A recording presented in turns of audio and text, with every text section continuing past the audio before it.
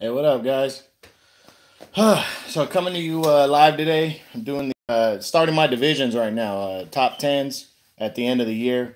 I'm going to be breaking down the super bantamweights, which is 122 pounds. This division really came had a good year. It really did. It's still under the radar though. Probably the out of my 12 divisions, I still have it ranked 12th, but it came up a little more. It has some better guys, feature guys on there, and it's also got some good, um, and the guys have platforms now to fight on. So some guys kind of came out and showed themselves where last year we didn't, and part of the reason is a change at the top, which I'll get to right now. I'm going to start off with the guys that are out of the top 10 from the beginning of last year, at the end of 2017, starting of 18. These are the guys that are out of the top 10. First and foremost is former unified champion Guillermo Rigondeaux. This guy heading into 2018, I still had him ranked number one, even though he moved up to 130 and got his ass whipped against Lomachenko. That was the first time he ever fought there. So I ranked him back at super bantamweight because it looked like he was going to be that was a better division for him.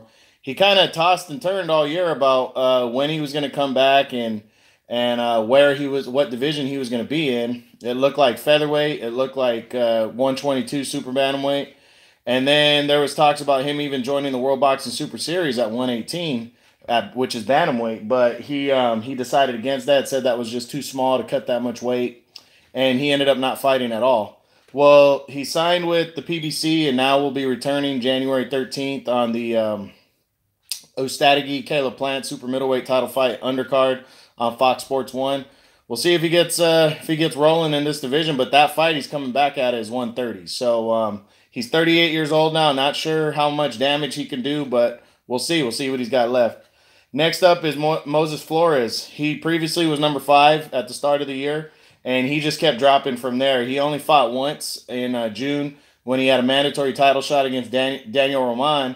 It was on Showtime, so he had a chance to showcase himself, and then and win a world title. His first. He ended up missing weight, and then he came into the fight, and it was a competitive fight, but Roman just beat him pretty much start to finish every round. It was pretty much a shutout. He fought hard, but he just didn't have what it take. I think the weight affected him for sure, and I predicted he'd move up to 126. Now he didn't fight for the remainder of the year, but he is coming back actually on January 13th on that Fox Sports One card. He's coming back and taking on undefeated Brandon Figueroa. This is going to be at featherweight, and it's a big fight for Flores. He could definitely make a case for a top 10 spot at featherweight if he were to beat Figueroa. And Figueroa is a good undefeated fighter, too, who has a chance of putting himself in the top 10 at featherweight if he can pull off the win. So that's a good fight, January 13th on Fox Sports 1. Next up is Julio Ceja. He previously was number seven. He's a former world champion. Um, he entered 2018 looking like he was going to get a shot at Ray Vargas for the title, and he took on some unknown Franklin Manzanilla. He was waiting around for the Vargas mandatory shot, and he got knocked out in that fight. Surprisingly, excuse me. Now he's still ranked fifth by the WBC, but there really is no clear.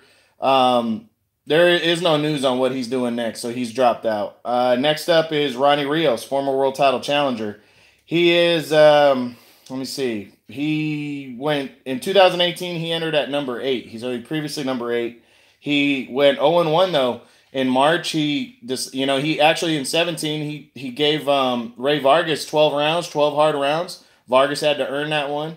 He lost the decision, but he fought hard, and it looked like hey he'd get back in the mix in 2018. And he ran into Azat Havanassian in March and got his ass whipped. He got knocked out in the sixth round of that fight.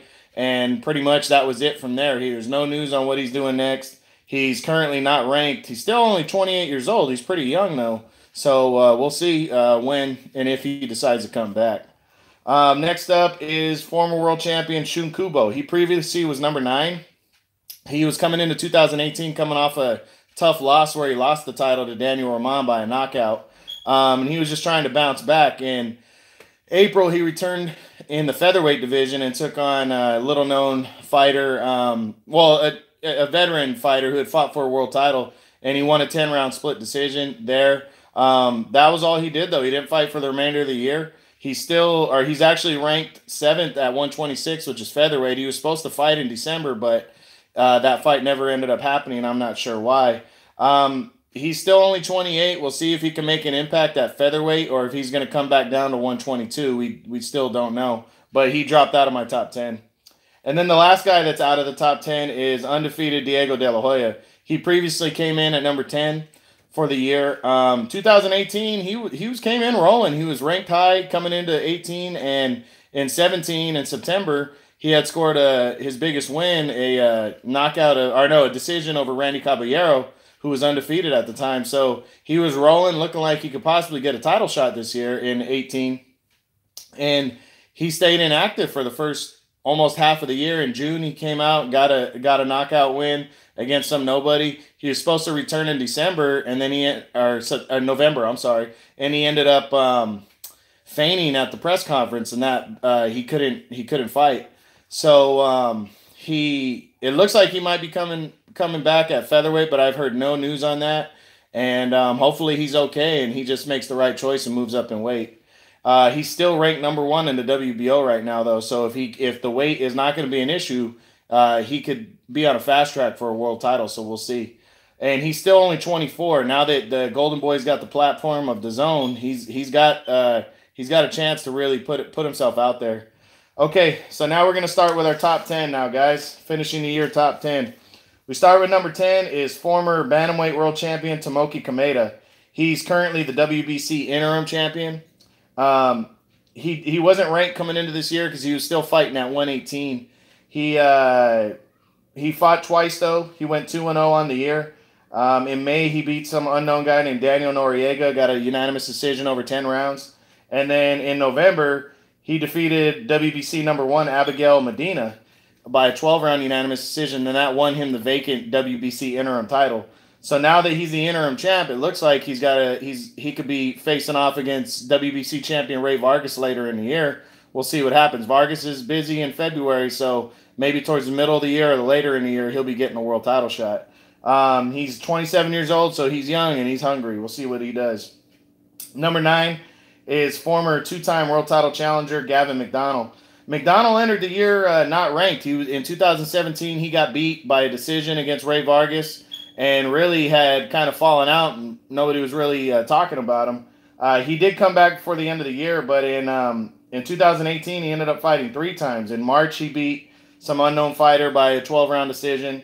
Then in June, he beat another unknown fighter by a 12-round decision.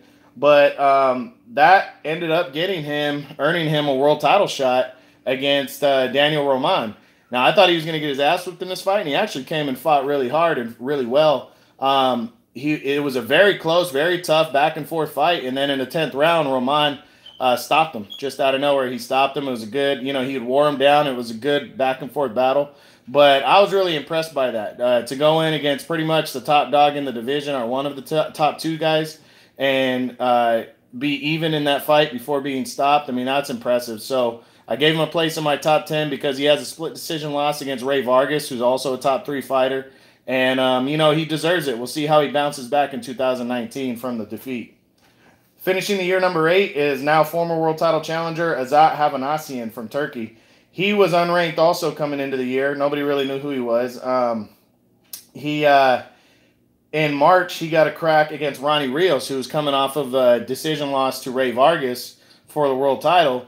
And Ronnie Rios is a good, solid veteran. And Havanassian just rolled over him. They were going toe-to-toe, but Havanassian just seemed too tough and kept coming forward. He ended up knocking him out impressively. So that was a big-time win right there. And then just 2 months later, he got a shot against Ray Vargas for the world title.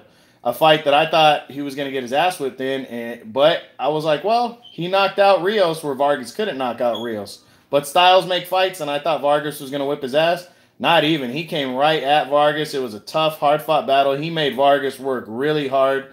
And Vargas, he ended up losing a close decision to Vargas. But Vargas couldn't fight for the rest of the year. He had to have surgery. He couldn't fight for the rest of the year because of injury. So this guy's really tough, really solid veteran fighter. He's currently number 9 in the WBC rankings. He's only 30 years old. So we'll see what he's got. But He ended up coming back in October and getting a knockout win against some nobody. But I got a feeling this guy's going to be like somewhat of a boogeyman in the division where guys aren't going to want to fight him. So, but he's supposed to be coming back February 9th, and hopefully that's building towards an eliminator or something to get a world title shot, because the guy is tough as hell, and I really enjoyed watching him fight. Finishing the year number 7 is former IBF champ Ryosuke Iwasa from Japan. Now, he drops one spot from 6 from last year. He was ranked 6 coming into the year. He was the IBF champion coming into the year as well. And in March, he took on some unknown fighter named Ernesto Saulong and got a 12-round unanimous decision to keep the title. But then in August, he made a mandatory defense against undefeated TJ Doheny from Australia. Now, he was fighting at home, though, in Japan, and it seemed like he outworked Doheny, especially down the stretch. But when they came back, I was watching the fight on ESPN Plus. When they came back, they gave the decision, though, to Doheny, surprisingly. It wasn't a blowout, but I felt he had done enough to win. But yeah, Doheny got the decision in Japan, in Iwasa's home country. Haven't heard anything that Iwasa's going to do since. Hopefully he gets a rematch. But I haven't heard anything on that. But I really enjoyed watching Iwasa fight, and it was a shame to see him lose that one. Finishing the year number 6 is undefeated IBF champion TJ Doheny. Doheny wasn't ranked coming into the year. He went undefeated on the year, though. In March, he took on unknown Mike Oliver, got a second-round TKO. And then he ended up getting a mandatory title shot in August against Iwasa. And as I just said, he scored a surprising, controversial unanimous decision in Iwasa's home country of Japan and won his first world title. He's 32 years old. I'm not sure how good this guy's going to be. Not sure what he's doing next. I don't know if he's going to end up running into one of the other champions this year or just try to hold on to his belt. But I really hope he gives a rematch to Iwasa, because Iwasa deserves it. Next up is former world champion Jesse Magdaleno. He's number 5 on the year. Magdaleno drops 3 spots from being ranked 2nd coming into the year. He was coming in. He had only fought once in 2017 because injury kept him out of the ring. And in April, he decided to make his mandatory defense against undefeated Isaac Dogboe, who was the interim champ. And he scored a second-round knockdown. Looked like he was on his way to win. And it ended up being a tough-ass, really good back-and-forth fight. But Dogboe, who's younger, just a little bit younger, just wore him down and ended up knocking Magdaleno out in an upset in the 11th round. And he lost his title. He was supposed to come back later in the year in September, and had to pull out with an injury. Now it looks like he's going to be coming back. It looks like he's going to be coming back sometime in March. And from what I heard, he might be moving up, or he's facing a really legitimate fighter. I'm sorry, I'm drawing a blank on who he's facing exactly. But I think he's moving. I'm pretty sure he's moving up to 126 to fight, which is going to be interesting. So we'll see what happens. But Magdaleno, he's a really good fighter, and he's only 27. So we'll see how he does. He's currently number 3 at 126 by both the WBC and the WBO. So we're gonna see what he can do there. But I really like Magdaleno. He just needs to stay active, because I think he lost that fight because he ran out of gas from not being so active. And he really hasn't done anything since he beat Nonito Donaire in 2016. Finishing the year 4th is Isaac Dogboe, who wasn't ranked coming into the year. Really, all I heard about Dogboe coming into the year is that he was fighting for the vacant interim title because Magdaleno was hurt. But he was taking on Cesar Juarez, who had went 12 rounds with Nonito Donaire, and he ended up whipping Juarez's ass, scoring a 5th round TKO to win the WBO interim title. Then in April, he came back and scored that upset 11th round knockout over Magdaleno. Big shocker right there to become the world champ. And then he bounced back in August to make his first defense against a tough Japanese contender, Hidenori Otaki, and he stopped him in the first round. And he did those 2 fights on ESPN, and ESPN really was showcasing him. And then in December on the Vasily Lomachenko undercard, they put him in against his mandatory number 1 contender, Emmanuel Navarrete, but nobody had heard of Navarrete. He never fought in the United States or anything. And Navarrete wore him down and pulled off the upset and stopped him. Dogboe was number 1 at the time in the division too, so that was an upset. His dad has announced that he should be coming back in May to face off against Navarrete in a rematch. So that should be shown on ESPN. He's only 24, and this guy's an exciting fighter.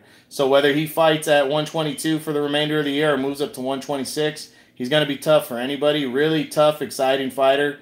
Not sure. I think he might have been overlooking Navarrete, but we'll see what he does. He's young, and he's a star on the rise. I really like that guy. Finishing the year number 3 is WBC champion Rey Vargas. He entered the year at number 3 and pretty much just stayed there, but he only fought once. He's undefeated still. In May, he took on Turkish contender Azat Havanassian. I think most people felt like he was going to dominate Havanassian, and that just didn't happen. Havanassian really pushed him hard in that fight. Vargas had to work really hard, but he fought like a champ, and he got a close unanimous decision to hold on to his belt. But injury suffered in that fight held him out of the ring the remainder of the year. There was talks about a possible unification bout with Danny Roman early in the year, but now he signed on for a February defense against Franklin Manzanilla, who is the guy that upset Julio Ceja, his mandatory number 1 contender. So a little disappointed the fight didn't pop off with Roman, because even though Vargas was Golden Boy and Roman's with Matchroom, they're both fighting on DAZN now. So, a little disappointed, but hopefully they can lock up towards the summer or something like that. Vargas, he's probably doing this because he wants to just shake off some rust from being out of the ring for a while and not go in against Roman, who's really hot right now and rolling.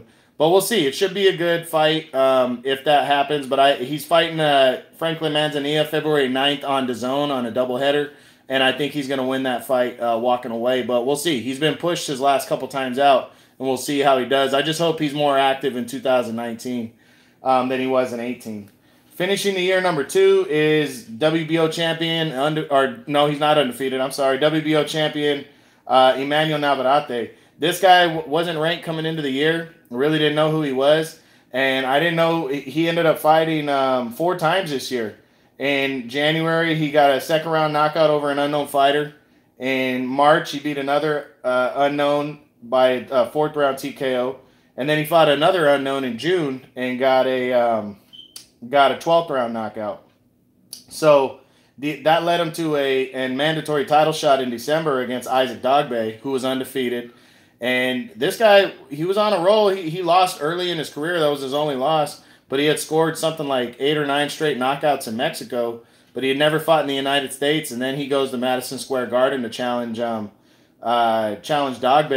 And the odds just looked stacked against him. But he fought really hard. And it was a good strong performance. He wore down Dogbe. Seemed like he almost stopped him a couple times. But he ended up getting a deserving decision, a convincing decision, and became the new world champ. So he moves up to number 2 out of nowhere. So congrats to him. Again, Dogbe's father said that they could be fighting in a rematch in May. We'll see what Navarrete does, but I'm curious to see because he's tall and he's long, and he throws a lot of punches. So, he's an exciting Mexican fighter, so we'll see how he does. And then finishing the year number 1 is WBA champion Daniel Roman. He entered the year as champion. He moves up 3 spots from being ranked 4th at the beginning of last year, so he had a very good year. He went undefeated on the year. In February, he took on an unknown, made the first defense of his title. An unknown Japanese fighter, got a unanimous decision to keep it. Then in June, he had a big fight with Moses Flores coming, and Flores ended up missing weight, but the fight went forward. And that was the first time I got to see him fight on Showtime, and he just dominated the action. I mean, Flores made some rounds competitive, but he was just beating him to the punch and outboxed and outclassed him, and really, really fought like a true champion in that fight and scored a lopsided unanimous decision. And then he showed how good he really was while being tested in October in his first fight for Eddie Hearn and Matchroom. He fought on DAZN against Gavin McDonnell from the United Kingdom. And it was a good, hard, close fight, and I mentioned that earlier.